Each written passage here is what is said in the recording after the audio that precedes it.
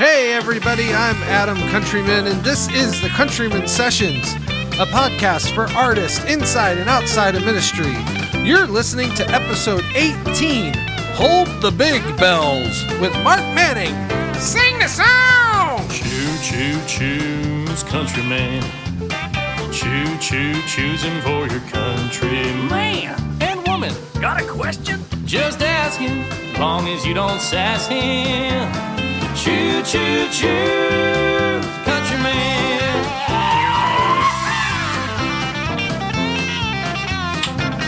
Landon's coming back in. Do you need to pee or anything? Are you good? How old are you now? 50? You got... You know what? I'm going to shut my door so that people know not to walk in. Shut your door. Keep out the devil. Oh, yeah. We should talk about those old VBS days in the 70s that you taught me. Those old school VBS stuff. Where did you get the song, the Punch You in the Face song? Where did you first hear that? Oh my gosh. Little White Box was the name of it, yeah, right? Little White Box. I don't know. I'm going to have to say that we must have heard it when we were on outreach teams at Concordia.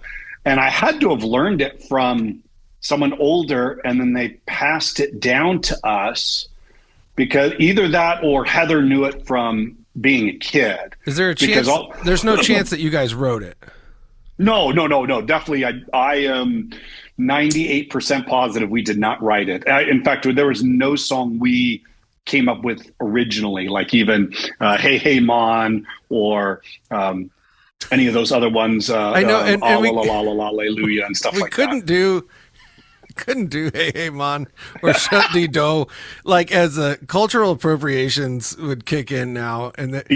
But even the Punch You, like, the song was called Little White Box, and I remember you guys did it at Vacation Bible School. I think I was playing with you or something, because I was 15 maybe at that time. Yeah, you were only 15 years. Oh, and that's Heather. Hi, Heather. Love you, Heather. Hi, Heather. Love you. Yeah, well, it was 1994 when we showed up at Faith. Yeah. How old were you then? 15? 14.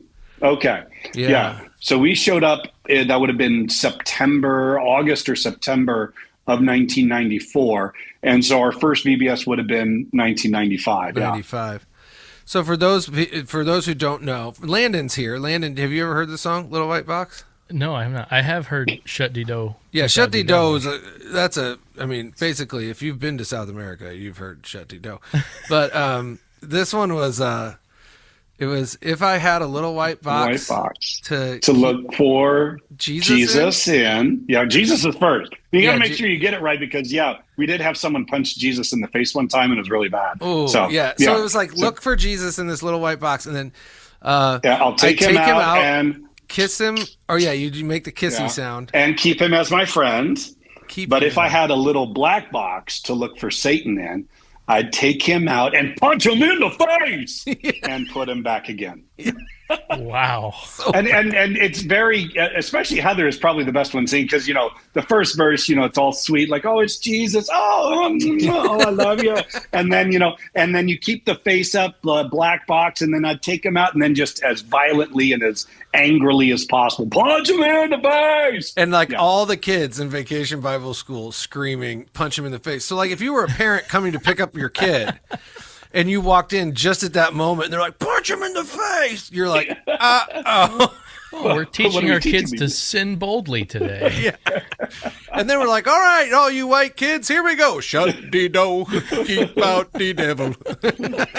Well, then, hey, man, do you know my Lord? Hey, man, do you know my Lord? At what point did all these Vacation Bible School songs get taken from the Bahamas and brought to the States? Like, how did they were trying to make them a little more interesting. I mean, as you said, we got a bunch of white songs, and so we don't wiggle, we don't dance, we don't do, we smile as loudly as possible. That's about all all our German heritage will allow us to do. Smile as loudly as possible. Maybe we should judge songs based on the songs.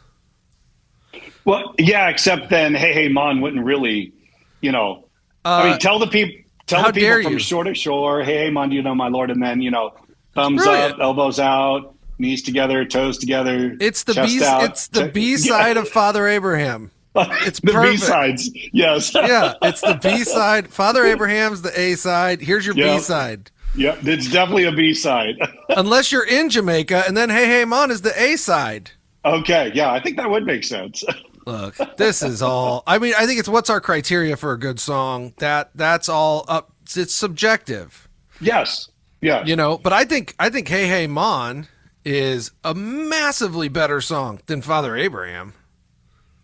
Yeah, a lot of I think because there's kind of a joyous celebration with Hey Hey Mon that, I mean, Father Abraham has it, except for marching and it looks a little, It's also militaristic. A little Germany. It's scientifically inaccurate too. What, Father Abraham? Because not everybody is, had many sons. I'm one of them, and so are you. Like, Oh, yeah. You'd have to identify as a boy. well, and also, Well, as sons Hebrew- could be sons and daughters, especially if you're looking at the Hebrew, the plural, the Yeah, but- male plural equals males and females. Yeah, but we'd have to somehow specify that. Right? Yeah, nowadays, yeah. Yeah. Had they're many sons and daughters. Many sons and daughters had Father Abraham. and just the Germans are not really Abraham's sons and daughters. Just Well, I don't think the Germans are singing it. Yeah. But theologically, we would say yes, because Paul says, aren't we all Abraham's offspring for those who believe? So, Yeah, I Landon. just got dunked on. Dude. Nice Yeah, we'll refer to the Masters of Divinity. Thank you very much. Yeah. All right. If anybody knows cultural appropriations, it's the guys from the seminary. ain't that the truth? I was watching. I was watching online. It was scary. Whew, that A lot choir. of chanting. A lot of chanting. A lot of things. A lot of people that you'd go, are they a pastor because they didn't have any other choice? I would say that a lot of the pastors from the past, that used to be it. I think we're seeing a little bit of a shift now, because what it used to be is if you were a guy who loved theology and was a nerd, you would go to seminary. If you were a guy who loved theology and were cool, you'd become a DCE. And now we're starting to see a lot of those people that actually believe that being a pastor is not just sitting around reading your Book of Concord and studying in your sanctuary and in your office. It's now people understand it's a much more relational thing. So more relational guys are now going to the seminary, especially the ones we're sending from the West Coast. I'm really excited. And they're struggling because at times they're like, wow, the academics are very rigorous. And I'm like, well, yeah, it's a master's level program, but you can do it. And all you got to do is just make sure you graduate. That's the big thing. So those that love the have a academics, long beard. You have to have a long beard now. Too. yeah, no, you know what? I've never had a long beard, but yes, that does help. Yeah. That does seem to automatically give you credentials. Yeah, I mean, they must have some kind of weird, does the seminary own stock in beard oil or something? Like, are they against razors? Is there a new rule we don't know about? Well, yeah, that's in the Levitical code. You don't trim the edge of your beard, and that's what. Yeah, got to take you've that been Nazarite dunked vow. No. Anyway, well, let's get started. All right. Hey, we have a great guest today. This is Mark Manning, and Mark is a pastor in Southern California at a church called Searchlight Ministries. They're located in the Fullerton, California area, so stop by and see them if you're ever out that way. If you can afford gas to get there. I hear gas in California now is like $19 a gallon or something, so just be careful when you're... Yeah, just be careful. It does cost a little bit more out here, yeah. Yeah, you're going to want to fill up in Nevada. And Yes, or Arizona if you're coming across, yeah. Fill up before you hit our $2 to $3 increase of gas simply because of taxes alone. Right. If we actually axe those taxes, boom, instant relief. But yeah, that's never going to happen. Well, there's a governor's race coming up. There so is. Good Yeah. luck. Good luck And to this all might those. be the first time we actually have a Republican and Democrat listed on the ballot because of the jungle primary. So Right. yeah. That's right. Yeah, you guys are really pulling one out of the hat out there. So Mark has had a longtime partner in ministry in his wife, Heather, who by all accounts is better than him. And, Without a doubt. The only one I've ever heard disagree with that is Heather. Oh, yeah, she will, but that's just a modesty thing. She's like, oh, no. But she also knows it deep down. No, she obviously knows. Yeah. So you have 3 grown boys. I guess they would be called men then, if they're yes, it would be men now. Yeah. So they have 3 men, and one of which is just got his first call to be a pastor. Correct? Yes. First call to Chino Hills, California. So he graduates May 15th. He is at the finish line, trying not to trip, and just graduate and finish, and then off he goes. And get out of the Midwest as fast as you can. A few years ago, Mark wrote a devotional book called Shaking Scripture, and I read that, and it has nothing to do with actual physical shaking. It's kind of like, don't shake the baby, but definitely shake the Bible. Yeah. Okay. Yeah, it's on the back cover of the book. It has the quote from Martin Luther that says, I have studied the Bible. I have searched all its details. I've shaken it like a tree to get as much as I can out of it. So it has shaking relevance. Scripture, has relevance. Yeah. I obviously didn't read the back. It's okay. Not many people read the back of books. So, yeah. Yeah. So there's lots to unpack here. We're going to go back to when I was a kid a little bit. But Mark, tell us, well, first of all, when did you learn how to work Zoom? Was it during the pandemic or previous to that? Or was it like... Oh, it was definitely the pandemic. I mean, we didn't even know what online giving was. We're like, wait, you don't have to write a check? This is amazing. Well, Landon and I were going to fly out there, but then Spirit Airlines went belly up and we lost our tickets. Our tickets, yeah. So that's good because, they charge you if you want to breathe, Yeah, they're like, do you want the clean air or the COVID air? Exactly. Because the COVID air is free. Yeah, that will give you for free. Or is it? I guess it's hantavirus. There's no more smoking and non-smoking section. It's just healthy or COVID. Yeah, something like that. They take the ashtrays on the armrest and they just put a little mask in there for you now if you pay extra. So, Mark, how old were you when you decided that you wanted to become a pastor? Do you remember? Yeah. I, growing up, never wanted to be a pastor. My dad really pushed me to go into something like business. And so I started growing up reading like business books, and my dad pushed those on me. And then I was like, I really like church. I think that's great, but do I want to go into that? And then I really wanted to be a precision pilot. And so What's a precision pilot? So that'd be like the Thunderbirds or the Angels, the precision flying air shows and stuff like that. So I got an appointment to Colorado Springs, to the Air Force Academy. That was really kind of a cool thing. And then I went and visited there, and they have all these rules for first year guys, like, you can't walk in certain areas and you can't have anything in your dorm for the first 6 months. And you have to, down and give me 20. And I'm like, I'm just going to look at them and say, you down and give me 20. And then I'm going to get kicked out and it's not going to be good. So, went against that and then decided I was either going to pursue music because I enjoyed playing the trombone or maybe something in ministry. And so I ended up applying to Cal State Hayward for music, and then Concordia Irvine for, back then, Christ College Irvine for ministry. Went to Christ College, and then as I was doing that, thought, you know what, it would be kind of cool to be a professor. I think, I enjoy teaching. That'd be a fun thing to do. So I started pursuing that route. And then while I was and then after that, going to seminary. So, because to be a teacher, getting the MDiv and then getting a doctorate on top of that, that's what's needed. Went to the seminary, and then especially when I went out on vicarage, I really, really fell in love with just pastoral ministry. Loved it so much, had an incredible vicarage supervisor, and that's when it really solidified. Parish pastor, that's where I'm going, that's what I'm doing. At what point did you realize that playing the trombone wasn't a valid career choice?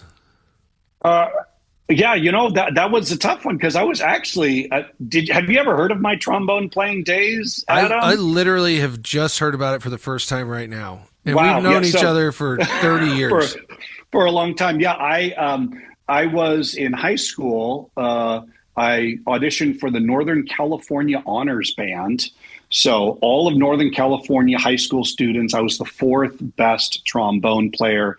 I wasn't better because, they're like, hey, play the Mixolydian scale in C. And I'm like, Mixolydian?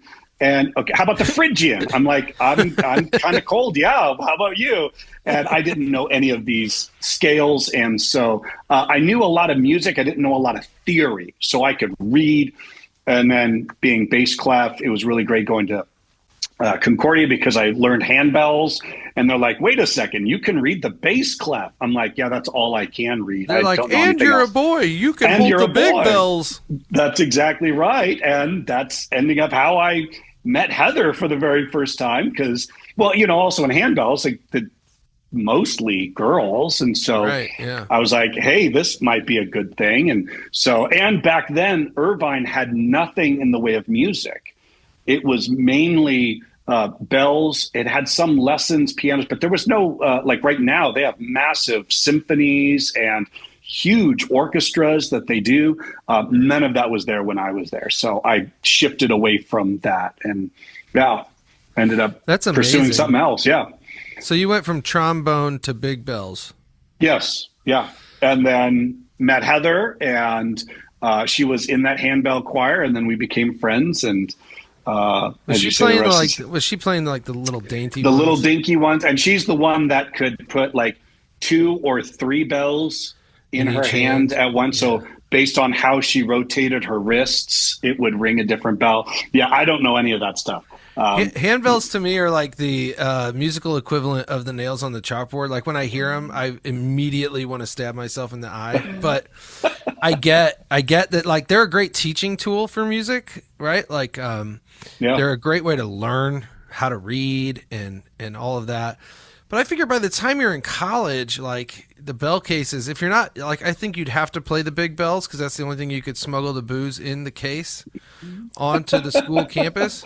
Like the tiny bells, they're just not going to do it. Yeah, it's not going to hold Some that little much. fireball shooters, you can fit them in the. Oh, you can do small- that? Oh yeah. Yeah, maybe in the smaller ones. Yeah, that's right. Yeah, probably the little tiny things. Yeah. Landon sounds like I was never in bell choir.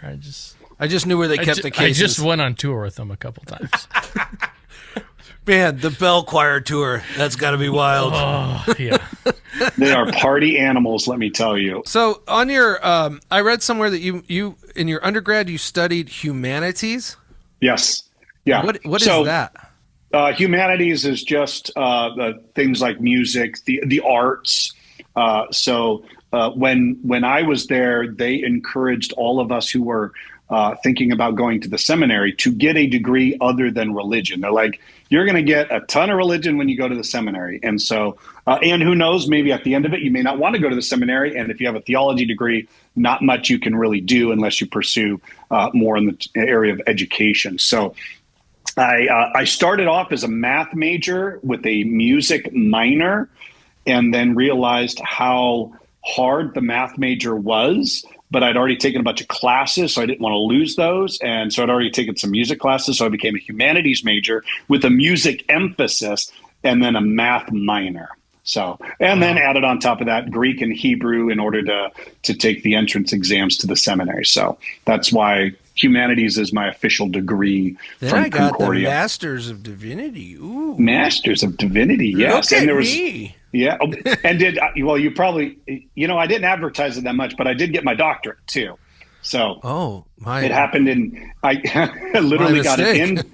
I literally got it in 2020. So it wasn't anything that I like posted up like, oh, hey, people are dying, but look at me, I'm a doctor now. So You're like, but yeah. I'm not that kind of doctor. I can't help you. yeah, my elbow hurts when I go like this. Well, then don't go like that. And you'll Don't be do fine. that. Maybe Yeah, don't play exactly. the big bells. Yeah, don't play the big bells. That's a side effect from the big bells. Your elbows give out. You know. Yes. In Yes. an earlier age. All right, cool. Well, that is a good backstory, and I'm going to explore this humanities thing a little more. So when I met you, you were doing your what they called field work, and you and Heather were both serving at the church that I grew up at in South St. Louis. And I remember you like bringing your guitar in and playing Frozen Youth Group. And I guess were you or Heather, like, who was the official youth group head? Like, one of you was doing that, right? Well, the official DCE on record was Dave Wacker. Oh, right. And Heather came in as an intern for the first year. So they arranged it with Irvine that her internship could be done at Faith Oakville. And so she came in first year as a DC intern and then received a contract for the next year as a DC. So she was a full-fledged DC the second year, but then we left for vicarage. So yes, and I got assigned. Thankfully, they allowed me to also serve down there. So she was the one on record. I came and did stuff, but I was also doing a lot of studying. So, but you were in no official capacity. No official capacity. Didn't get any, things for it, except experience. So what was that guitar you had? It was like it was a black guitar, but it had like a faded top. Am I remembering this right? Yeah, it's probably around here still. I finally upgraded. To a Takamine, but no, that's not a major upgrade. But it was an upgrade for me because of my black. Yeah. Because it was a no-name guitar. I got it in high school because we had like one of those starter guitars, and then a buddy of mine like had this little ditty, the right, and I would sit there and play that for hours on end until my mom finally like, here's a chord book. Yeah, please stop playing that. You're killing us. And then that's when I ended up getting a different guitar, but it was. I don't think it had a brand, but then I learned chords. And again, I still didn't have music theory. So I'm like, so from a D, I think I can just go to a C. I think those sound good together. And well, you can if you're in the key of G, but not when you're in the key of D. And so I had to, then when I got to Irvine, I learned theory, and I'm like, so that's why songs are D, G, and A. Okay, now this is starting to make sense. And B minor is a relative minor. I knew none of that through all of high school and then for several years of college. So, but for those of us in youth group at the time, and I imagine it's probably still the same way now, it's like you're just like, he plays guitar. And, he plays guitar. Yep. Heather would show up and he'd be like, "Is your husband here? Who's playing guitar?" Like it was like a thing. You did that. And you could take it anywhere. You could, if you're out camping, you don't have to haul a piano somewhere. You just grab a guitar and you're good to go. Yeah. Well, I remember you guys, as a great testament to you, you would always just show up when we needed stuff, and we were always so grateful to have you guys around. You and Heather were the first, like, church people that I remember being like, they're cool. They're cool church people. And I wasn't cool, so this only goes as far as to say it was cool to me. I wasn't like super popular. You were on the cool road, though, so you were going to make it there. Yeah. Eventually, maybe for a very short season, I was cool, and now I'm a nerd again. But, I just remember you guys always being willing to do that. And in 1995, which was your first or second year there, right? So it would have been the summer in between first and second year. Second. Yeah. You guys took a group of us to the National Youth Gathering in San Antonio. Yeah. And that was the first time I had ever heard of this event and didn't really care about it. I didn't really know anything. I probably was a smart aleck and could have cared less in a lot of ways. But I think you or Heather one was like, "You're going," and I was like, "Whatever." So we end up signing up. I think there was like some fundraisers and some other things that we had to do or something. I don't know. We were probably selling wrapping paper, some crap, door to door for See's candies, right? Yeah. You want some popcorn? No, get off my porch. It's disgusting. That's gross. I'll sell it to you for $12. Yeah. You're like, it's twice what it would cost you in the store, but it won't get here for 9 weeks. Yes. So ship shape. So I'm pretty sure we had to do that. And anyway, well, yours was an interesting story because Heather was tasked of, okay, you're going to bring the youth group to the National Youth Gathering. But you were, if I remember, 15, which means technically back then they were very strict on the age requirements. And so it was Pastor John that then said, hey, I want to bring Adam as a bass player to play on the stage. Right. And that's when your parents came to us and said, hey, I know you guys are going, but Adam's going to need like a little extra assistance. I mean, 15 years old, right? Like, you don't know what you're doing. And he needs to get to and from the Alamo Dome for special rehearsals that are outside of what would normally be done at the gathering. Right. And so I was then tasked. I went as a chaperone for all the kids, but for the main reason I went was to make sure I could get you to where we needed to go. And there was no Uber, like it was taxis, you know, you get on a phone and then you use the rotary to dial to, or send out carrier pigeons. I do remember. So that's what I remember about my first gathering was like you getting up with me, you waking me up at like 4 a.m. Yep. Because the group I was playing in was this hodgepodge of people that was playing in the morning session. Always the morning sessions. Which the morning session, I think, started at 9, and you rehearsed and sound checked and everything before that. Yeah. So I think call time was like 5 a.m. or something crazy.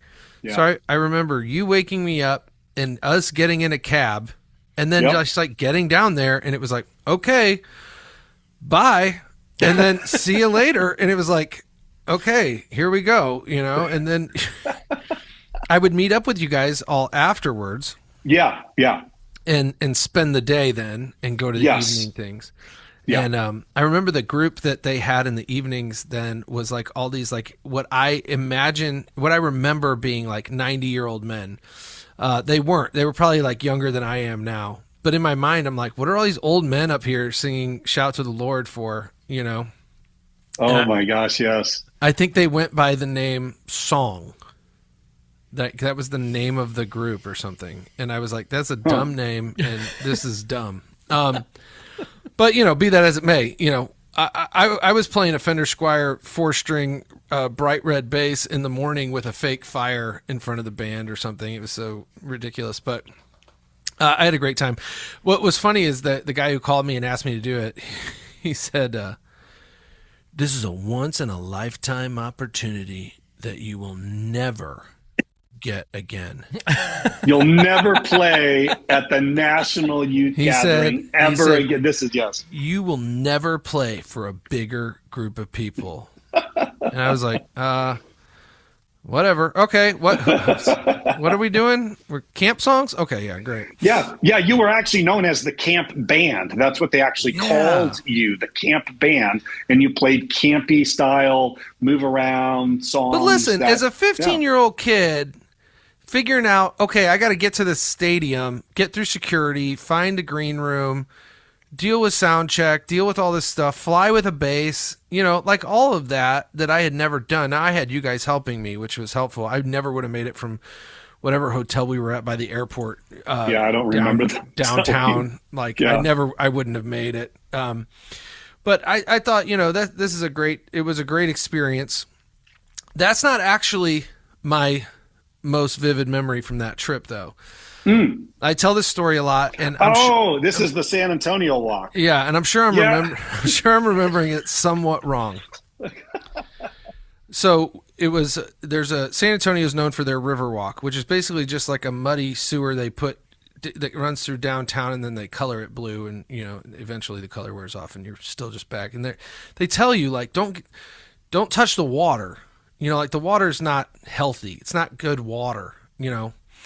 And we were all walking down there in the youth group, and it was very crowded because there's 20-something thousand kids all downtown. And there was a girl in the group that I thought was really cute, but I was 15 and stupid. And who was it? What was her name? I think it was... Oh, I don't know her last name. Well, I think that might be her married. Oh, yes. Well, let's not. We don't need to bring it. I mean, it's not that important. Okay, yeah. Although she's probably not listening. We'll bleep it out, just in case. Yeah. We bleep out the names. Yeah. Anyway, I remember like thinking as we were walking down on the Riverwalk, she was like a little bit ahead of me, and I was in this group, and I was like just thinking, okay, we're going to this place for lunch. Maybe I can like get a seat by her, you know, because I'm really cool now. Like I just played You're in the band. stadium, you know, Yeah. so I'm like, I got tons of game right now in my jean shorts and Ocean Pacific collared shirt or whatever I was wearing. And we're walking down the side of the Riverwalk, and I am from Missouri, and I had never really been out of Missouri in a capacity like this. Like I think we had taken vacations places, but I heard this music playing, and I was like, what is this? And it was this Tejano band. But at the time, I didn't know what Tejano music was. And there was a guy playing one of those big upright basses that like was like a guitarrón. what? Say it again. Guitarrón? Oh, guitarrón? I don't know. I don't know how to roll my L's like that. But yeah, whatever the big thing is, and they're like, doom, doom, doom, doom, but he's holding it. It's not like a double bass. It's like it rests on your belly when you play it. Anyway, I was taken with this, and I just remember being like, what is this band? This is amazing. And the next thing I know, I was underwater. Just like, right? Like, because I didn't see it, but I think I heard it. Yeah. And I was like, You're the cannonball. I like, well, one leg went into the river and the other leg stayed on the shore. Oh. And so I fell, and I do remember like opening my eyes being like, what happened? Like I blacked out for a second. And then I'm like, oh no, I'm going to drown. And then I'm like, oh no, it's 3 feet deep. yeah. And so then I stood up, and everyone's looking. And in my mind, the band had stopped playing. I'm sure they didn't. But in my mind, it was like, you know. Record scratch. And everybody's looking at me. So now I'm soaking wet, but I'm in this disgusting water. So now I just reek. I stink.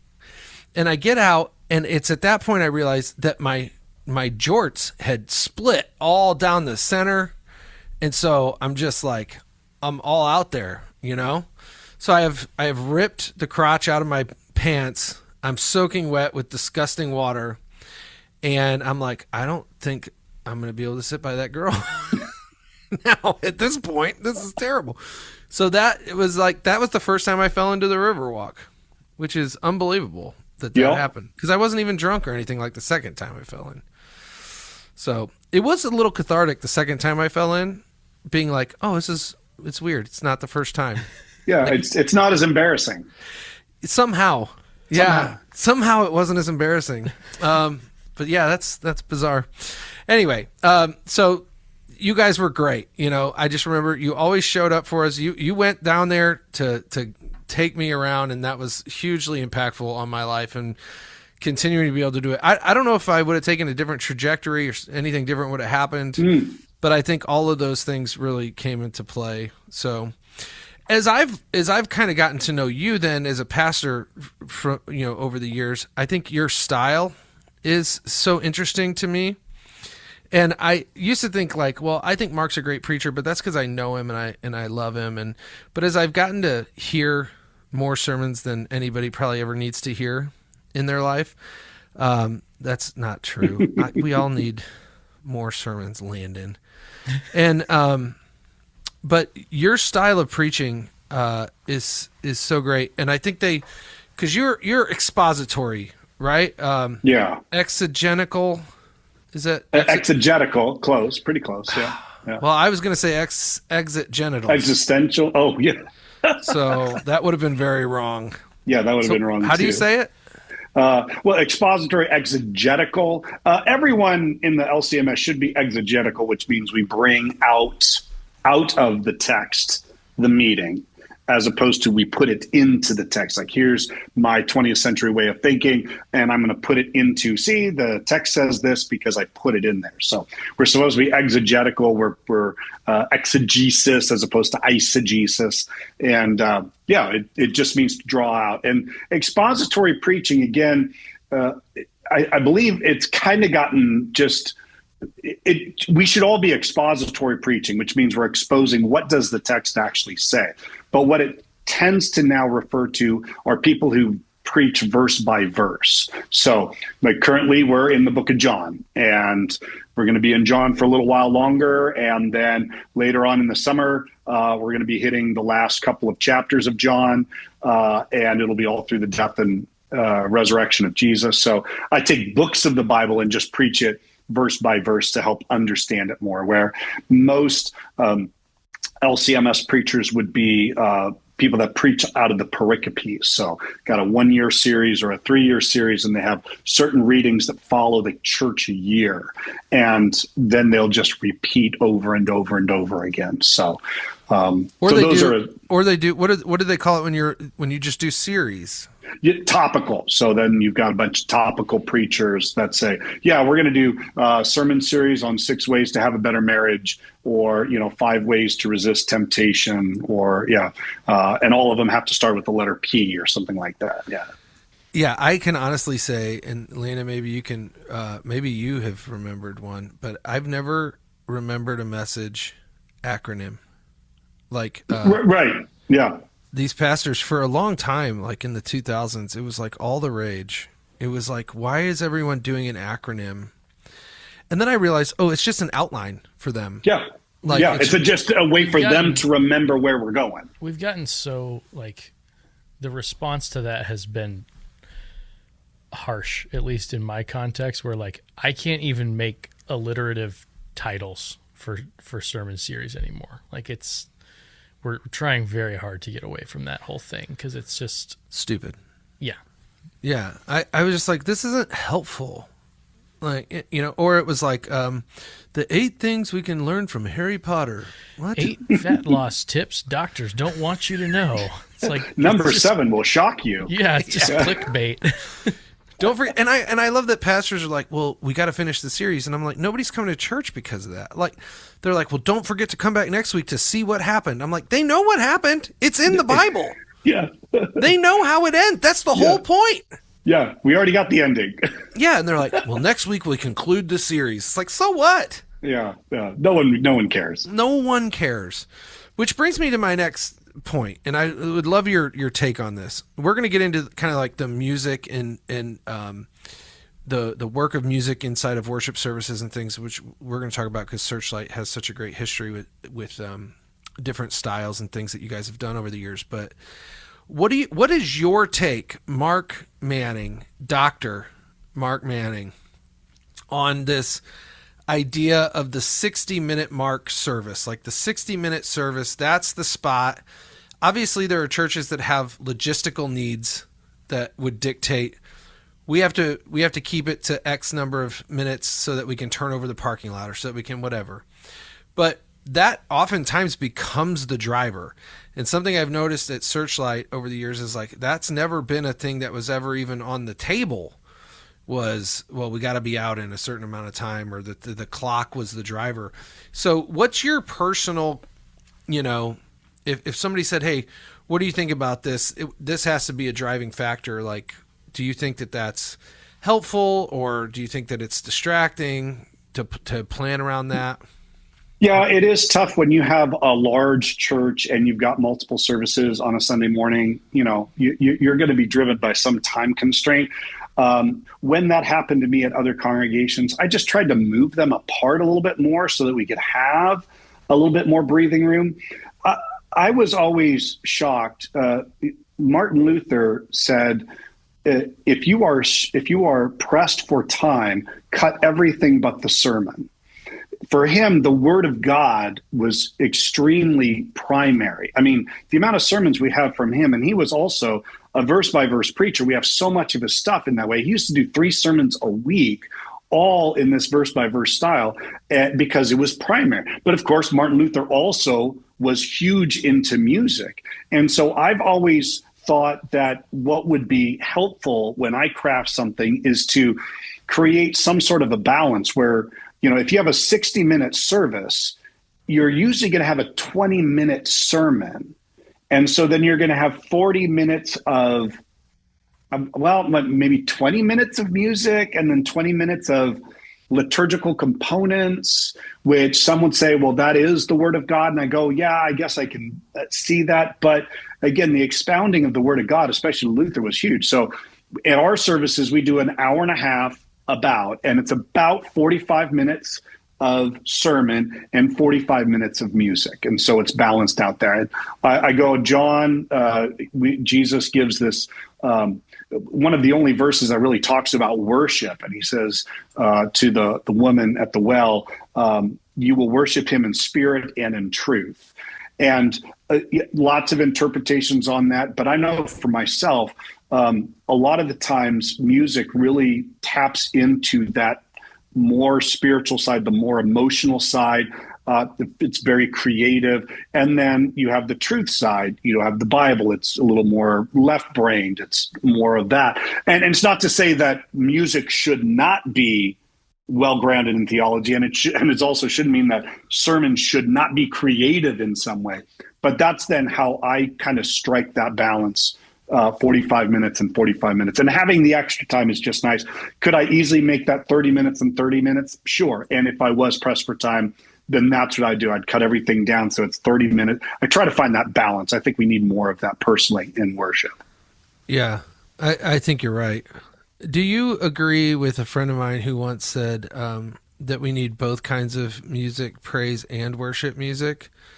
And when I asked him what he meant by that, he said, well, praise music is fast and worship music is slow.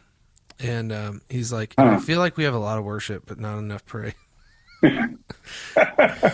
And I was like, I mean, I do try to find a balance of upbeat songs and slower songs, but yeah, do you need to become a slave of that? But yes, we do seem to be, our more meditative or contemplative songs seem to be more popular and more abundant than upbeat songs. So yeah. That seems to be the mode we're in currently, at least. This kind of emo thing. That's like, yeah. Is that, you're laughing at me? Is emo not a thing to say anymore? Oh no, I'm laughing because it's true, and I had not thought of it that way before. But yeah, it's all like or so. I don't know. Like I have to do that same thing, shaping of the service, so that there is room for praise and also worship. And I think it's catching on. I like it. I had not heard that before. Praise and also worship. He's like, oh, I see we're doing some praise songs tonight. Oh, a little quick. And I have this vast well of worship songs under this definition to pull from. And I have like 7 praise songs that I can rotate through that fulfill the criteria of passing doctrinal review to some extent, being good enough songs that we're like, we can stomach them for extended periods of time, and also like having enough to do with the series that we're in or the sermon that's happening to where it makes sense to put them there. Like there's like 7 of them that you have to rotate, and it just... Yeah. And it's not to say that, you like you said, Mark, too. It's like, well, I don't want to be a slave to that. We need 2 fast songs and this many, like that formulaic type thing you don't always want to be stuck in, but I think it is an expectation, at least in our modern church culture. Well, and it does help. It does help give some movement to the service. That you usually start with a little more upbeat, and then you bring it down just a little bit, and that dives then into the sermon, and then you have some slower songs for communion, and then upbeat to send you out. I mean, it's a great arc, and it makes sense. And so, it just as long as it doesn't become a law that it has to be this way, or else it's not proper worship. That's often where I there's enough of those laws. Yeah, exactly. How involved are you as the pastor at the church with the music selection? I do all the music selection currently. When Searchlight first began, we had a full-time worship leader, and they chose the music, and then we just did it that way. And then as the years went on, we would sometimes have a semi-regular worship leader, but then it was harder for them to choose music, especially if it was more of a gig style that, they're coming in on Sunday mornings, really.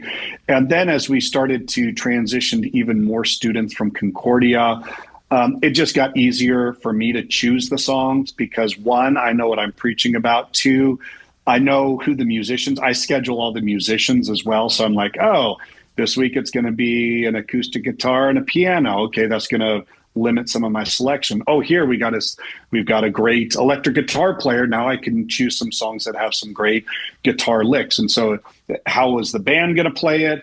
How does it fit with my theme? Those are all the criterion. So yeah, I choose all the music. I schedule all the musicians, but I do not run we have a worship leader. She comes in, she rehearses the band, and then she runs the service while I kind of just keep it going with any components that need to be done. But then when it's time for music, she takes over and just does them. Yeah. That's pretty abnormal these days, I think, right? For the pastor to be the guy making the call on the music, or have you found that there's other guys out there doing this? Well, it all depends upon, again, I think the size of the congregation. The larger the congregation, the more the worship leader or the DPM is going to be the one to choose that to develop that system. But if you're in a smaller church like us, and I know other guys that are here, yeah, chances are he's probably still choosing the music. My vicarage congregation, it was a little bit larger of a congregation, but we were still the ones that crafted the worship services, which included then all of the music selections as well. So. Yeah.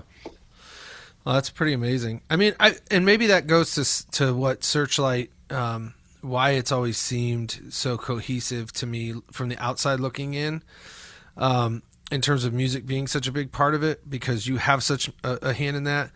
I had played out there a couple times, but I was never a resident out in Southern California, praise God. So I didn't have to spend many days out there, but I always enjoyed the time I got to be out there. Landon, did you ever play out there too? Did you ever go Twice. out there? You played out there? Yeah. Yeah. I did not meet you, Mark, and your wife until like the last 2 months that I was in school. I think I was out there for 3 years, but yeah, I didn't meet you guys until pretty late. And we scheduled you, and the next thing you know, you're leaving, and I'm like, oh, well, yeah, I could have used that a little bit more. Yeah. Yeah. And again, it's great with especially the students. We only get to know them if others like introduce them, to us. And so someone had to have said, oh, hey, you should check out this guy's name's Landon. He's really good. You should pull him in. And so when I hear about people, that's when I try to bring him in. So yeah. I think I met you through your son, Jacob. Oh, okay. We had Jacob and I were in Marriage and the Family elective class together. Okay. There you go. Wow. Yeah. Yeah. It was a big one. Is that like sex ed? No, it's like I feel like it's like marital counseling for a bunch of single people. like here's what you should know when you get married, of course. Later on. Yeah. I don't know. It was an elective that seemed like it had the least amount of homework Yeah. for a humanities thing. So, well, there you There you go. Yeah. So, Landon, from your experience, you were out there. You knew people that played at Searchlight. Like I always view Searchlight as being kind of this unique, gem in our church body. And I think because, Mark, to your credit, like it's never been about striving for the normal things like numbers and facilities and building a bigger school or doing this thing or hosting this conference or whatever it is. Like it was just so clear that you were like, I'm going to preach the word of God, and God's going to bring who he's going to bring, and we want you here. We want to affect great change in our community and things, but this is what I'm doing. Landon, when you went out there, like what would you say was the like uniqueness or the different thing that Searchlight was doing? Well, it's awkward for Mark because he's right here. The whole thing. I mean, I was at that time, I was an MD most weekends for a pretty good size non-denom church in Orange County. And it was all, click track, you got lights and haze, you have your 5 songs straight into your sermon. And that was kind of the thing that I had been used to for all the years that I was worship leading before I came to sit in with you guys. And the thing that I would relate it most to, because it was a completely different experience, is the vibe that I have gotten when I have done worship leading on mission trips in other countries, where it's not about the production, it's not about the format, it's not about any of this other human instituted stuff. The vibe at Searchlight is, who's here? All right, we're all going to worship God now. It's not, and it was so refreshing and real. It was like I don't know, like the best way that I can put it is it was the same vibe that I got when I've like led worship in India or in Mexico. Like it was really, really cool. Well, that's great. Yeah. I've always enjoyed, especially because we don't really have, a house band, so to speak. A lot of churches will, here's our main players and we're going to use them a lot. We might have to sub them in and out. And Searchlight actually used to be that way. We had a group that was the band. But then it was very interesting as we got connected to more and more. We're like, oh, there's a lot of different people with a lot of different skills, but all having the same desire of somehow using their gifts to worship God. And so we started pulling in some people, and we realized, well, you're not going to, first of all, get perfection out of a group that is now meeting for the very first time, but you're still going to have something good because they're good players and they've got a good heart. And as long as you have that, and then we have DCE students that help Heather out with certain things. I have pre-sem students that help lead portions of the worship service. We've always tried to, nowadays, we look at Searchlight as a place to train at that. Hey, you know what? You may not have everything yet, but come here, let's learn some stuff, let's do some stuff, and do it in a different way than maybe a larger church might do, where there's a little less pressure for the perfection. Not to say that that's what all large churches do, but there does seem to be this striving of it's got to be perfect. Right. And you can get that in some larger churches, but I think the majority of churches in the LCMS won't have that high level of person leading or in the band. So you're going to have Aunt Jenny, and she's going to be, she just self-taught herself the guitar, and she's not really that good. And then you got this guy on the bass, and like, I'll give you the bass note, and that's it. Like one, there we go. And the next measure, do I play the G or is it the B on the bottom? I can't remember. Okay, I got this. And then you've got other singers that maybe aren't quite on top of it, but are learning and growing. So yeah, we want to bring people in, let them worship. But I like that. I've never actually heard that, Landon, the idea that, it's just a group of people worshiping, and however it sounds is however it sounds. You still want it to be as good as you could possibly do it, do gifts and offerings to God. But also things happen, things get messed up. I preach and mess up, and other people play wrong notes, and that's the way it happens. It's no big deal. Well, I think that there's so many churches use the term, excellence or perfection in their arts as like, it's a benchmark, and that benchmark gets in the way. It's like a layer in between the worshiper and God. And it's so nice to just remove that. It's a breath of fresh air and I think it has an effect, because I know I don't know if it's like this every week, but when I was there, everybody in the room was singing. And there's so many churches where not everybody in the room is singing. And I feel like you remove so much pressure from people with that environment of just, hey, we're here to worship. We're not here to be anything for anybody else or look like anything or sound like anything. Yeah, I think that's a great way to put it, because if you're constantly thinking of, here's what I have to do next to make sure that I do this correctly, then you're really not worshiping anymore, are you? You're thinking about, I had the same problem early on, like, okay, what's the next thing I've got to do? And then I would not be thinking about the song that I'm singing. I'd be pulled out of worship, as opposed to me as a pastor. Shouldn't I be the lead worshiper? Like, I should be the first one to be singing along. And then if that means I just got caught up in worship and, oh, we're ending. Okay, what's the next thing I got to do here? Okay, let me get up there. But, even for band members, do band members get a chance to worship while they're playing? And that's what we always want. Yeah. I think the answer is not usually, unfortunately, at most places, because we'll say things like, well, where do you get fed? Where do you get, built in? It's like, well, I play here. Shouldn't I be getting fed here? It's like, you should be. Yeah. You should be, but obviously you're not. I don't know. Do you think that the church is singing more or less these days, or like Searchlight's, in a unique situation, but just overall?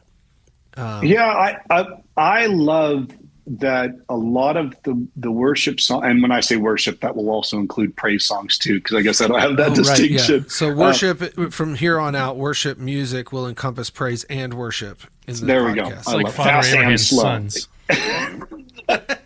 Yeah, like sons and daughters. Yeah. I think with the rise of Christian radio, and that the Christian radio includes songs that are pop in nature and unsingable, are then combined with worship songs. So now when we play a song and someone goes, oh, I've heard that song, I already kind of know how it goes. And I think churches are trying to, again, get into singable stuff. So much in the hymnal is unsingable just because of syncopation, meter, range. Like, I remember as a kid, like, I can't go that high, so I just always drop an octave, and people would look at me weird because, like, what are you doing over there? So it's so like, hard I play to sing. the big bells. Leave me alone. I'm a bass guy. I'm down low here. I think that's the challenge again. That's why, Landon, you only have 7 songs that work, because there's a lot of components that go into making it a song that can be sung by everybody there. So it's got to be easy enough to learn, but it's also got to have some interest. I got a bunch of songs that all sound the same. Like, oh, if I put this in, don't put this song with it, because it's essentially the same song, just different lyrics. All the Phil Wickham stuff. Yeah. Sorry, Phil. It's an unpopular view. I like Phil Wickham's writing. I don't like his voice. It grates on me. And then there's a lot of stuff that I don't think is singable. But it sounds like it should be singable, but it's not. I'm not a big Phil Wickham. But he is handsome. Do you find that it's like people will come up all the time around and be like, well, I just can't sing any of this stuff. Why can't we go back to singing the hymns? And I find that such an interesting commentary, because so many of the hymns are not singable. Or somebody will say, like, well, I can't sing this, it's too high. And I'm like, have you opened the hymnal, like, to Rock of Ages, or What a Friend We Have in Jesus was originally an F? Like, how are you possibly singing? You can't get up there. Yeah. Like, there's nobody singing these in this key. Like, that's crazy. Like, I guess there was more castrata back then, and people were just all singing high. How did that work? I don't even know. I think it was because back in the day, everyone did actually have some level of musicality to them. And so that's why, no, can you please give me the SATB? I want to know what the bass line is, because that's what I'm going to sing, because that's where I'm most comfortable. And so, and then, the altos are like, oh, I can't get up where the sopranos. So when there was congregational singing, you would let the sopranos take the lead, and then everyone else would fill in on the other lines. But now not many people would even know how to read the hymnal properly. They know, oh, this moves up, so I guess it's a little higher than the other note I just sang. So musicality has gone way down. And that's why I think, again, the rise of praise and worship music, it's gotten better because it's much easier for people to sing those. Yeah, they're learning lyrics. It like a pop song. Yeah. So the Church of Christ has always just knocked the vocal music thing out of the park. I think they've done a great job of maintaining like this idea that like we're singing this and you will sing a part. Otherwise, you will not come to church here. And that is it. Right. You learn it or you are You out. learn it. Yeah. Well, and I think even Lutherans are attempting to get back to that, going back to the call service. They gave instructions for the hymn. So verse 1, sung by everybody. Verse 2, sung by the choir. Verse 3, everyone please sing in harmony. And I'm thinking, how many people actually know how to sing in harmony? Of course, a lot of old time Lutherans, they sure do know how to do that. But Right. a lot of the younger Lutherans probably don't have any clue on how to then sing this harmonic line. They're just mouthing watermelon the whole time. Yep. They don't Yep. know.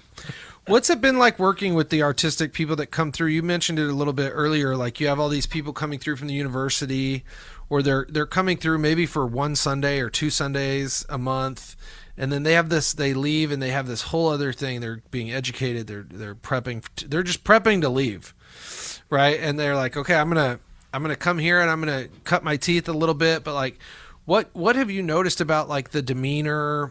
Or is that easy to work with because they're not there long term? Is it harder to work with them because they're bringing all their crap? You know, I assume every singer is late. That's typically the case, but you know, there's no real call time. It's just whenever Betty gets here is when we start. Right. Okay. I guess we're starting now. Thanks. Yeah. For me, it's usually the drummer. Like the drummer could get there on time. We would greatly appreciate that. But you know, because it is weird that you have, you know, and again, for us, sometimes we may not, like Landon, we caught him late. I may not know about someone until they're a junior. If I could catch them when they're a freshman, that's a great thing that I'm going to have them for a little while longer. But I'm also in a lot of competition with other churches. I mean, Landon, I'm guessing you were with, was it Moo that you were with, Mount of Olives? Or, no, actually, I mean, I played there a couple times. I was at, oh shoot, what was it called? I'll think of it. It was a name in Spanish that I am blanking on right now. It's where he learned how to roll his L's. Yeah. Guitarra. Yeah. A lot of Southern California churches, non-denoms, but we also still have several Lutheran churches that have contemporary worship. And so we're always kind of in competition with one another. And that's always problematic for me because I only schedule maybe 4 weeks out. And, you know, people are like, oh, sorry, I've already been booked. And I'm like, well, when did they book you? They're like, well, 4 months ago. And I'm like, well, how am I supposed to compete with that? Like, come on, leave your schedule clear for me here, people. Mission Viejo Christian. Mission Church. Viejo. Okay. Yeah. Okay. So I love bringing them in. I love because, first of all, they bring a life and vitality that I think every church needs. We have an older lady in our church. She was the person who started our preschool 50-something years ago.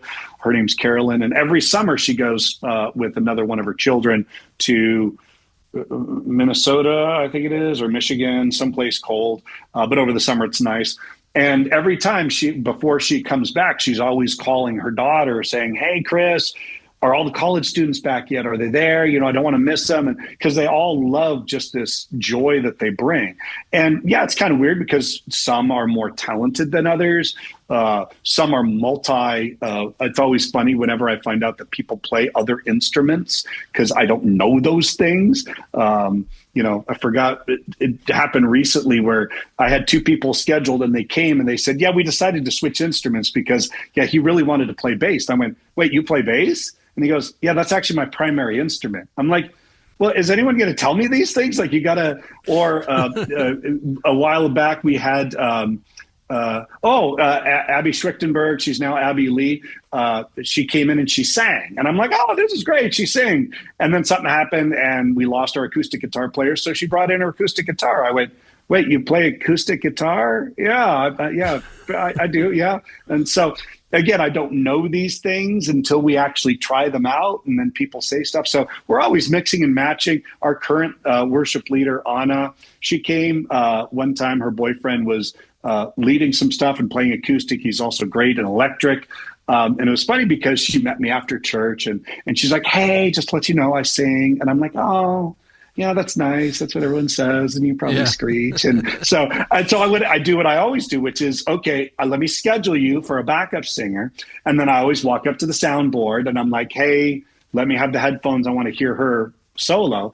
And she's singing and it's like the most amazing stuff I've ever heard in my life. And I'm like, well, you kind of buried the lead that you sing. Like you're incredible. And so she now leads worship and, you know, she gets write-ups in LA magazines about how she's doing this. She sang at Carnegie Hall. And I'm like, I don't think we deserve you. Are you sure you want to be at our dinky little church here? She says, I love it here. This is wonderful. I love being here. So we just make it work because we got a lot of people and we want to give people opportunities to play, lead, and to do it in multiple things. Go play at a big church. You'll learn how that is.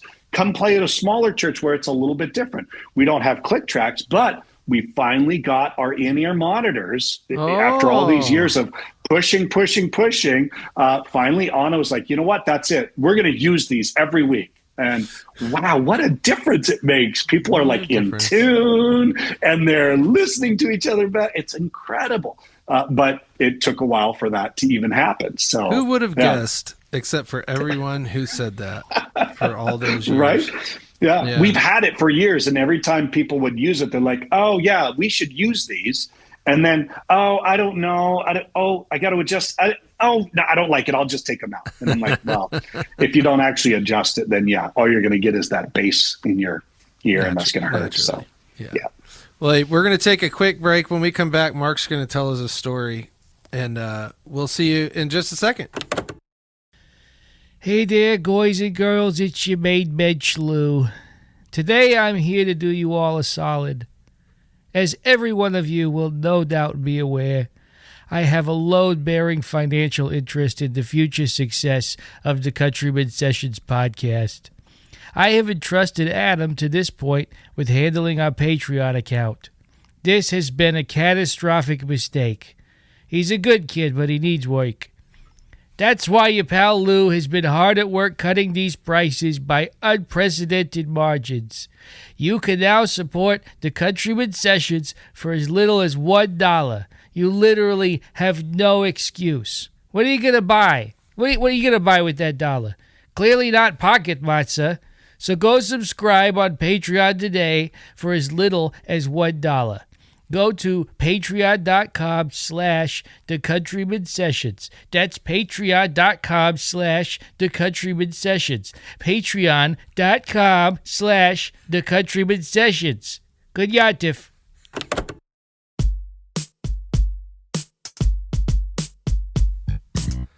Why is everything a subscription? You can't just buy one thing anymore. I went to buy an air freshener for my car. I click on it. It's $7, which in and of itself is ridiculous that you would need a $7 air freshener, but apparently that's not that expensive these days. I buy it. The next month, another one shows up in my house, and I'm like, I didn't buy this. But my bank account was charged $14 because it's $7 to get the first one, but then it's $14 a month after that. Who's going through air fresheners like this? Why is everything a subscription now? I want to watch this show on Hulu. I can't just watch that show. I have to buy this, plus the Disney pack, plus the thing. Now it's $25 a month. So then, by the time your subscriptions are done adding up, you've got a mortgage payment full of crap you don't want, don't need, and only watched one time. How many air fresheners can you possibly use? That's my point. It's an air freshener. It's not a subscription to the internet or to some other service. It's a thing that keeps showing up in the mail. I saw one for meat. How much meat can you possibly eat in a month that you need a subscription to the meat? Is this so they can decide how many cows to breed? How many cows does it take? You're going to have more cows based on how many subscriptions you have? I don't think so. This used to be like a magazine, but you get one magazine a month. Now, how many cows do you eat? Yeah, air fresheners, cows, cars, everything's a service. If you're not a subscription service, then it's going to cost you $8 million for us to fix your air conditioner. But if you're a member and it's a subscription, we'll come out for $5. It doesn't make any damn sense at all, and I'm sick of all the subscriptions. Let me buy what I want right now, and that's it, and I'm done with you. This isn't a relationship. This is a transaction. Be done already.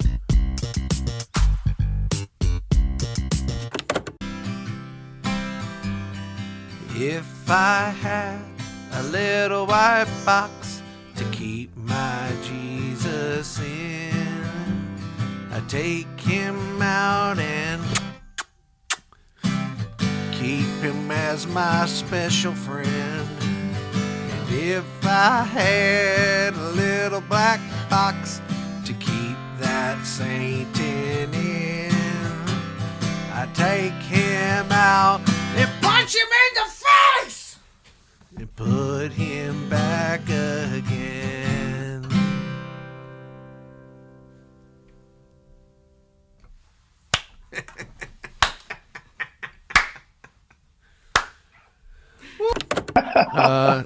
Do you take private confession? I would. All right. Virtual private confession, yes. Yeah, virtual private. How does that work out with the no Zoom communion folks? Oh yeah, they would absolutely hate it, and they would, crucify me. But whatever. But it wouldn't be the first time they called for your head. So. Exactly. Or the last. Let's right. be I'm honest. sure it's going to. I've tried. We had a group of 4 of us, and we all tried to make it into Christian news. I don't think any of us have made it in yet, but we're all going to be very proud when our name gets mentioned there. So that'll be great. I was so proud when I got written up in one of those hate magazines. Or those online things by the really staunch conservative Lutheran people. And I was so excited that my name finally made it in. And then I was like pissed because they misspelled it. I'm like, how hard is it? Country man. You couldn't get it right. Is it like? Oh, is this the Courtry man thing? Yeah, Courtry man. Jerks. So I wrote on the comments like, thank you for including me, but it's not how you spell my name. Here's how you spell it. Get it right. Yeah. And I'm proud. Yeah, it's spelled sexy. So we're back. Mark's going to tell us a story. So Mark knew me. Mark met me when I was 14. And from what my mother tells me, at age 13 and 14, I was a terrible kid.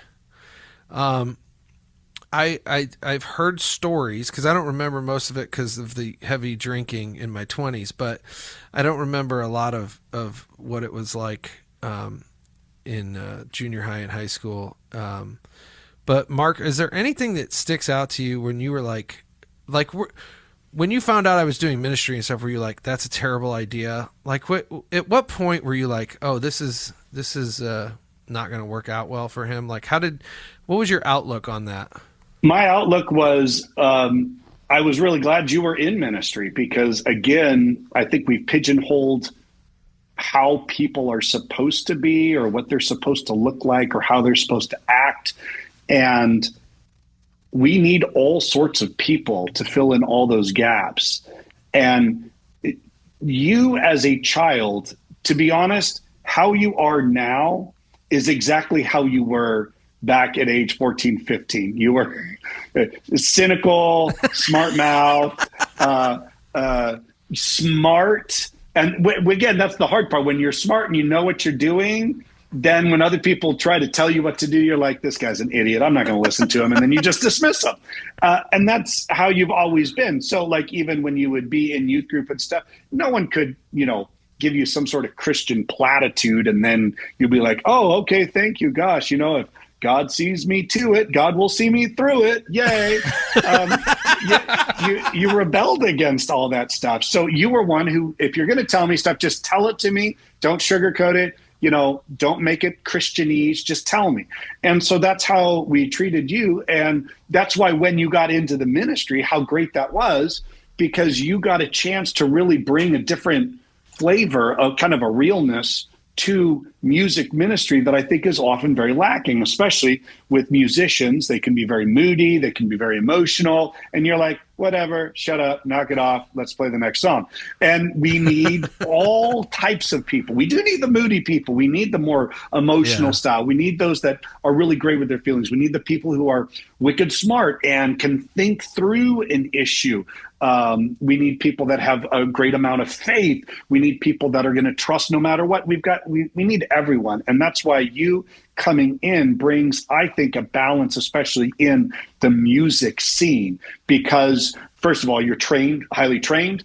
And so when you speak with a level of authority that a lot of people don't really have.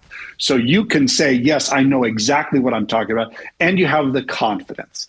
And I think that probably you and I got along well because we have a similar thing where confidence is often then misinterpreted as cockiness. And I will admit, the line between the two is very blurry, and I dance vigorously upon that line frequently. So do I cross it? Do I just go up to it?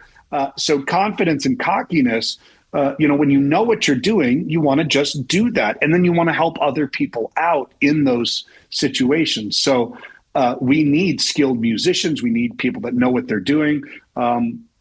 Maybe just a touch of arrogance does help out. So that's how you've always been. And it makes it easy for everyone else in society that is that way. I get a lot of especially in the church, a lot of people that I attract are guys who are thinkers, non-emotional, had a lot of questions, a lot of skepticism. And they're like, I never knew someone like me could belong in a church. And I'm like, are you kidding me? One of the disciples was that way. Yeah. Like he was doubting all the time. Like, I know we're going to get to heaven and he's going to slap us. Like, why'd you have to call me Doubting Thomas? How about skeptical or asking good questions, Thomas? The smart one. Critical eye Thomas. Hey, Thomas, you.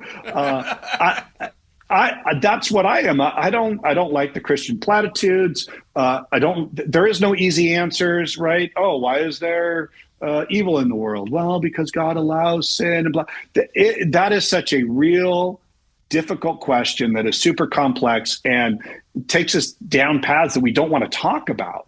And we need to have space for these people to have that and to ask the questions and to then also seek deeper information, where a lot of times sermons don't get down into those deep nitty gritty things. So that's who you are. That's how I've always known you. And that's why I think we've always had fun. And then we also don't take things too seriously. Right. If you don't laugh at yourself from time to time, if you think, you are God's gift to the church or to musicianhood, we're not that special.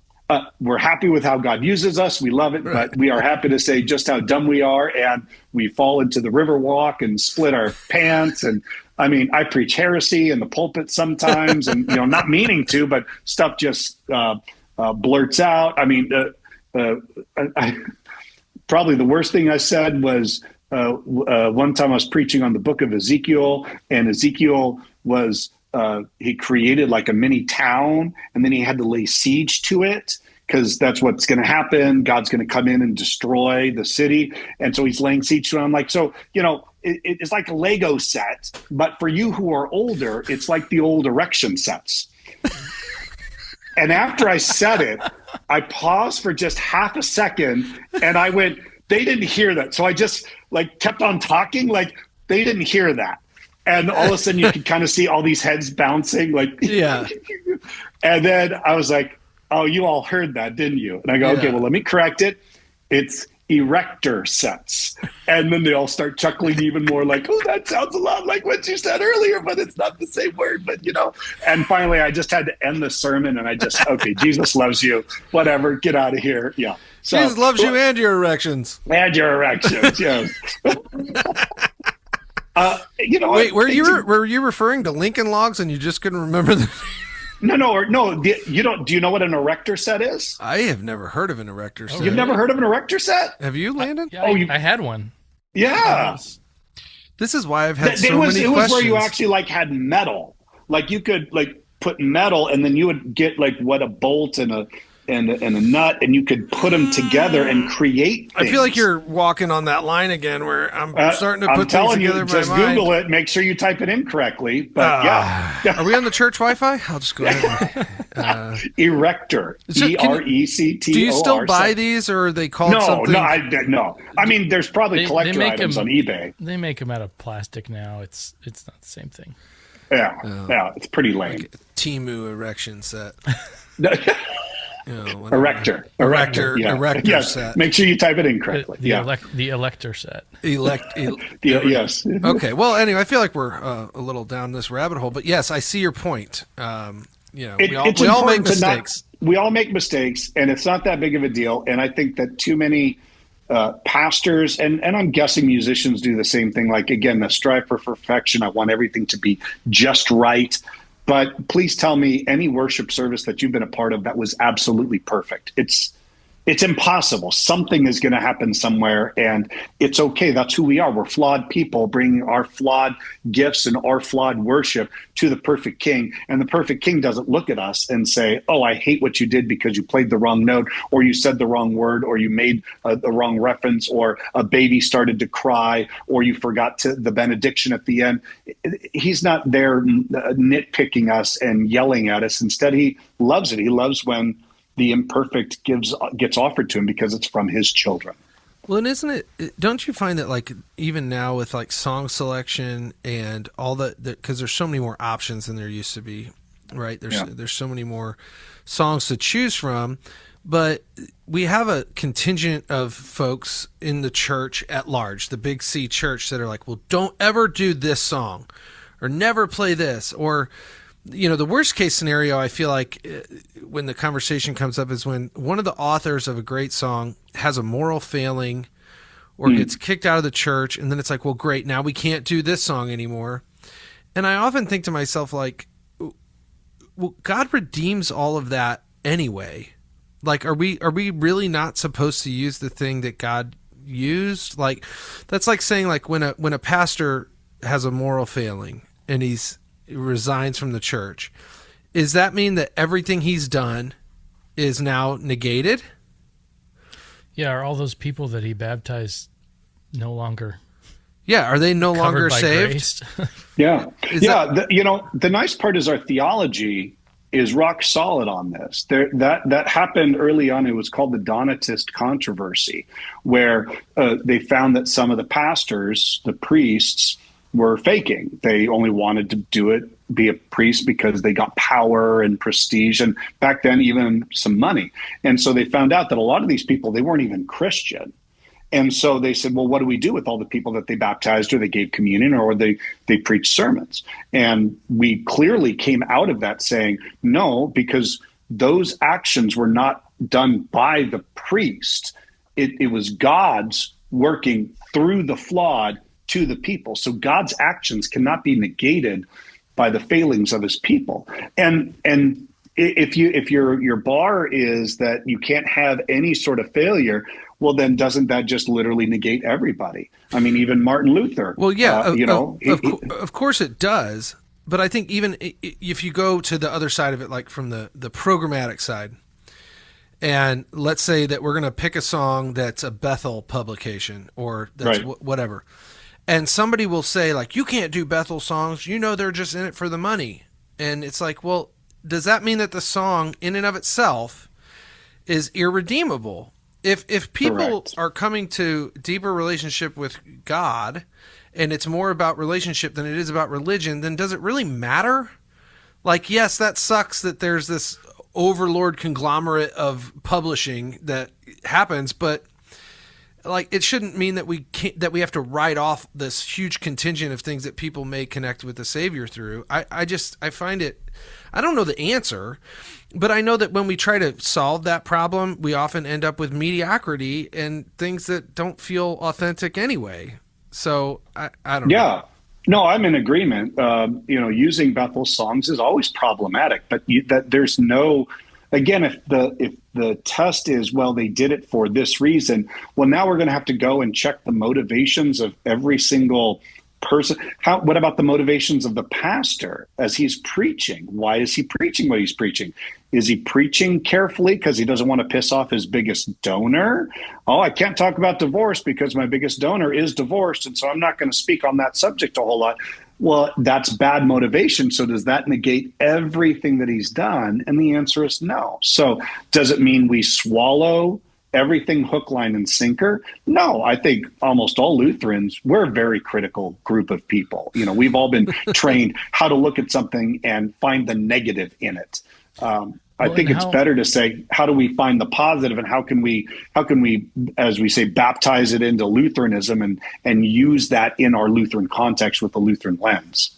And I feel like if you apply it to hymns, I feel like we assume, because, there's longevity, I think that we assume that the intent behind every hymn that's ever been written must have been pure and perfect. It's like, I don't know what was going on in Isaac Watts' life. I don't know what Charles Wesley was dealing with.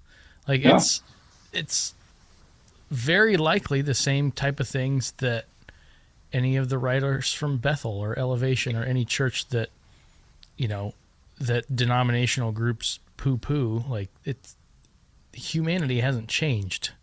Right. And we're all flawed people. They were flawed back then. They're flawed now. The flaws don't negate what they did. Instead, I think it highlights the fact that God uses these people in order to accomplish his purpose in good ways, whether that's whatever through songs or through preaching. Yeah. Yeah. So you've been doing this pastor thing since the late 90s ish? 98 was when I was ordained. Yeah. So 1998. So you've seen a lot of eras come and go in that time. What was your favorite era of worship music? Yeah, I have to admit, I have a soft spot for especially the stuff that was coming out in 2001. And the reason why is that was when Searchlight first got out there. And prior to that, we used a lot of Maranatha, the deer is still thirsty and panting for water. Like, just give the deer some water, please. And then it started shifting away from Maranatha, and Hillsong became very, very popular. And so that Hillsong era was the stuff that I really got into right when Searchlight began. But again, some of the new stuff that's coming out is also, I really enjoy it. I love finding new stuff. And then I love finding stuff that I should have found earlier. I just found a song, I forgot what it's called, but we just did it for the first time. And it's really funny when you Google the song, I almost skipped right over it because the thumbnail, the worship leader looked exactly like Weird Al Yankovic. And I'm like, there's no way this is going to be a good song. And then I listened to the song and I'm like, oh, dang, he's really good. I shouldn't have judged that book by a cover. And so we started doing it. But it was a song that was created a couple of years ago and was just kind of making it because they got a good recording of it and the YouTube algorithm favored it. And so now it's getting a lot of views. So a lot of the new stuff I think is great where it's interesting. They've finally gotten more musicality in some of the worship songs as opposed to before. Again, very simple. 2001 Hillsong, very lyrical, very simple. But yeah, the more you can add stuff to it and make it interesting without it becoming too complicated is kind of, for me, that sweet spot. So a lot of the new stuff that's coming out even now is really great.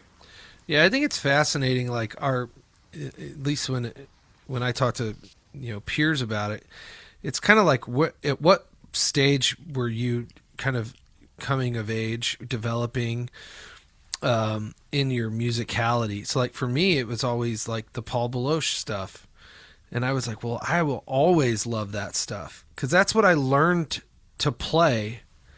That's how I learned to play music, let alone church music. But like that whole thing. Now, I hung around guitar players. Our pastor was a guitar player. You were a guitar player.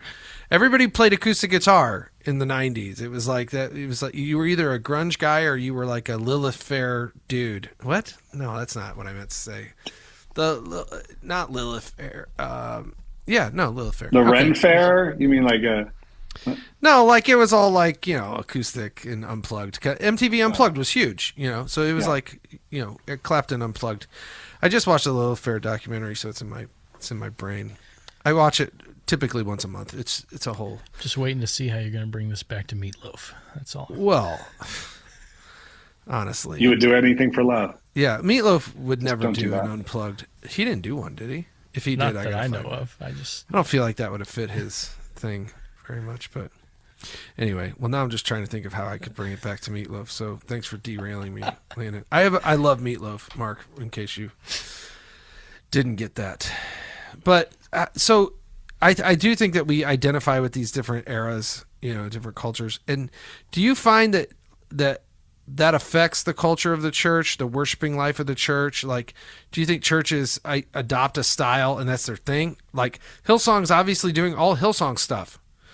Like they're a church, but they're probably doing all their stuff, right? North Point's putting out tons of music, so they're doing North Point worship. And I feel like pigeonholing it into this one thing is not great either.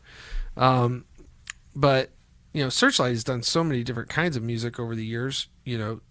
How much cultural pressure is there to be like, okay, we're a smaller church, we're in Southern California, but Mariners is doing this song now, and this song is really popular now, so we should do that. How much is driven by the expectation of what we should be doing? Our church just is not driven by that. We just do what we think is right. I mean, finding music is a tough thing. Again, I lean a lot on Concordia when like, oh, hey, someone says, have you heard this song? And I hear and I go, oh, wow, that's a great song. Let's put that into our repertoire. But especially here, there's never, the only time I've ever had some pressure from some people is, hey, can we sing this song that's really popular right now on Christian radio? And I'll listen to it, but almost always it's unsingable in some way. It's too syncopated. It's too complicated. It doesn't have a clean chorus, verse, chorus, bridge type stuff.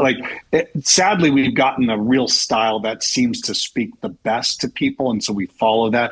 But no one feels a pressure. Sometimes, hey, I really like some of the older songs, and so I'll bring out some old stuff. What did we just do not that long ago? This Is the Air I Breathe. Oh yeah. Yeah, I was like, do you guys know this? And one person on the keys said, yeah, no, I've heard this. I think we used to play this a while ago. But then the other person, I've never heard it, I have no idea. So sometimes we bring some throwbacks. And that song musically holds up. Mm-hmm. Oh, I think so too. It's musically, really nice. It holds up a lot better than some of the others from that era. Like Days of Elijah, terrible. Terrible. Wow, I haven't thought about Days of... Sing to the King. Wow, yeah. Oh, I liked Sing to the King because it had that weird modulation in the middle of it, right? Yeah, but you liked it because you could play open E most of the song. The open E's are great, yeah. Well, Mark, it's been awesome talking to you, catching up, and love the work that Searchlight does. Love that you guys just keep after it. We really love Heather Moore, but we were glad to have you on. And certainly praying for you and your family as you guys keep going. I have so valued your friendship, and just it could be a year that we don't speak. I remember when I was launching, when I was toying with the idea of leaving ministry and starting a coaching consulting thing on my own, which was terrifying. I came out and sat in your office out there in Fullerton and just was like, or maybe you weren't even in Fullerton yet. I don't remember. I don't think we were in Fullerton at that point. Yeah. It was wherever you guys were. And I was just like thinking about doing this. And you were like, great, you should do it. And I'm like, that was too fast. I need you to I want to try to do something new and entrepreneurial, but it will also help out churches in their musicality and consulting. Yeah. And I think I have the ability. I'm like, you totally have the ability. You were trained for this. You have you have the skills necessary, and you have the ability to tell people what they need to hear. And so, I thought it was a perfect match of your gifts. Was I terrified for you? Yeah, absolutely. But it's still one of the most thrilling things to do. And I love all the things we've done in the past. We did that worship night where you came out. We did Baby Believer. I still have that disc somewhere. I still got that digitally. Too. Yeah, it's still great to play for kids.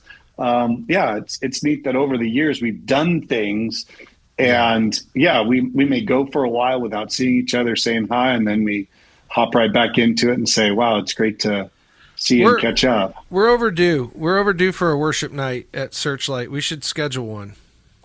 I think that'd be fun. I would love that, especially now with the connections at Concordia to do a worship night, to bring in some of these worship leaders. I'm just blown away at the caliber that we're producing now, where before we weren't producing any worship leaders. If you were a DCE, or if you wanted to be a worship leader, you had to be a DCE, like Joel Endicott, right? That's the way to, or John Jordan. I'm a DCE, but now I'll become a music guy. Or I'm a music guy, but I have to do the DC role. Right. But now we can actually just have people that are dedicated to the craft and doing some amazing things. And some of the greatest worship leaders that are out there have come through the Irvine program. And it's incredible to watch. I love it. And so if we grab some of those people, that'd be an epic evening, to be sure. And I'm 100% serious, and we're going to put this on the podcast airwaves. So everyone is my accountability partner, but mostly I'm looking across the table at Landon because I see him more often. Like, we should definitely do this. Well, the Countryman sessions will go to Searchlight. Yes.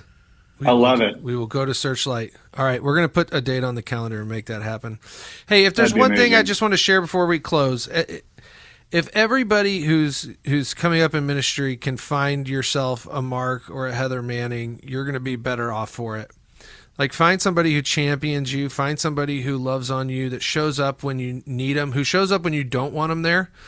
That will be like, no, I think you need this right now. Somebody that'll wake you up at 4 a.m. just to drive you to your gig for no other reason than it's good for you. Find yourself those people in your life. You need them, and they're good for you. Mark, you, and pass this on to Heather as well, of course. I will forever be grateful for you guys being those people in my life. And so much of things I think would be different if you hadn't, just been there at those right times. So I'm very, very grateful for you and for your family. So thank you for all of that and for taking time to be on today and doing this. We appreciate it. And for telling us about your big bells. I was unaware about the big bells in the days. Big bells. I was unclear on that, but I'm grateful to always And learn the something. trombone, right? Who would have ever thought? Yeah. Yeah, I would have just thought you could only play, but that's all I think trombone players do anyway. So Right. Yeah. take that. All right, man. Love you. Hey, Adam, good seeing you. Landon, good seeing you too, man. You too. You guys are always such a blessing. Thank you for what you're doing for the church. And again, that's where I think us older people turning stuff over and letting other people run with stuff and to do vastly greater things than we could have ever done. I'm very excited for the church. I tell people that even today, that what's happening now is really exciting to watch. And I am super thrilled to see what you guys are going to do. And then you're going to do the same thing with the next generation, turning stuff over to them, training them up. It's a beautiful thing. And I think that's exactly how God wanted us to do it. So thank you for doing what you're doing. Awesome. Yeah. All right, my friend. God bless you. All right. We'll see you soon, and we'll get a date Yeah. on the calendar for that. We need. I like that idea. That would be a blast. This would be amazing. All right. Yeah. Here we Okay. go. All right. See you soon, my friend. All right. Good talking to you. Yeah, you too. Bye. Choo choo choose countryman. Choo choo choosing for your country. Man and woman, got a question? Just asking, long as you don't sass him. Choo choo choo.